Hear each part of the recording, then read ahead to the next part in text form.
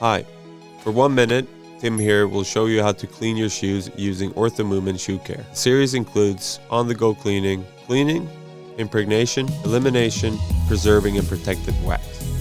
It's also good to have 2 glasses of warm water, a brush, and a towel or microfiber cloth. Start by removing the shoelaces and spray them with shoe cleaner and then place them in a glass of warm water. Brush away loose dirt and if needed, use shoe wipes for tougher stains.